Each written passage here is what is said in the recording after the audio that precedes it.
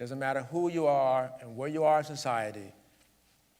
At the end of the day, like Esther, she had to press in beyond her comfort zone. So did Mordecai.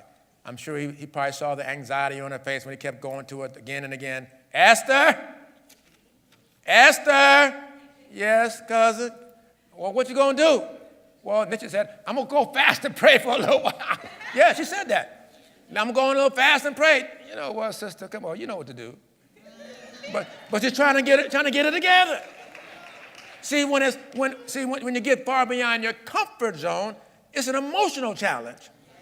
But good thing, she finally landed in a good place. Amen.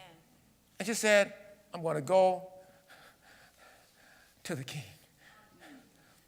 And so I can imagine, in fact, there's a movie out that's been very powerful, illustrating Esther and how she came into and she busted into the doors.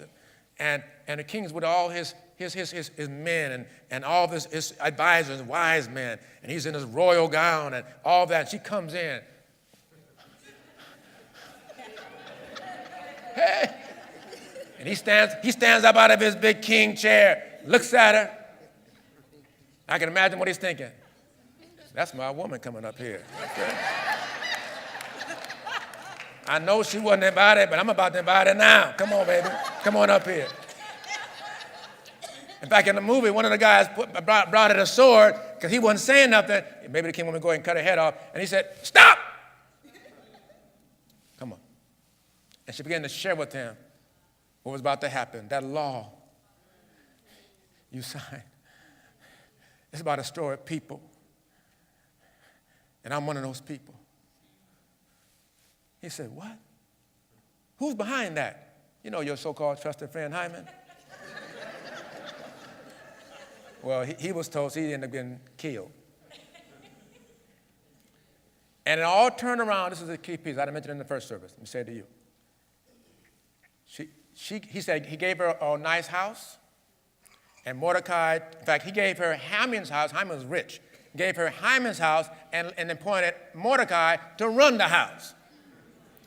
But they changed the law. Say, change the law. Change the law. Because the law that was in place was against her people. Yeah. There are laws in place today that are against people.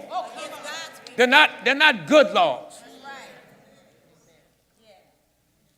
Look at some of the laws about even elevating crack cocaine. Who's it targeting?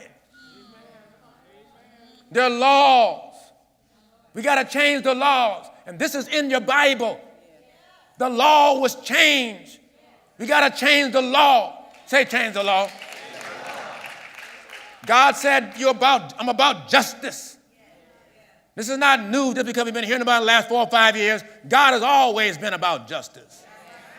But sometimes you got to change the law. Say, change the law. And somebody got to be on the front lines and yell enough and go talk to people, craft the law and say, you know what? That's not a good law. Let me show you how you're hurting a bunch of people now. Let me get the stats together. So you can see. And that's what she had to do, give the evidence. That's how you be an intercessor. That's how you leverage your relationships you already established. Get access and speak up for those that have no voice for themselves.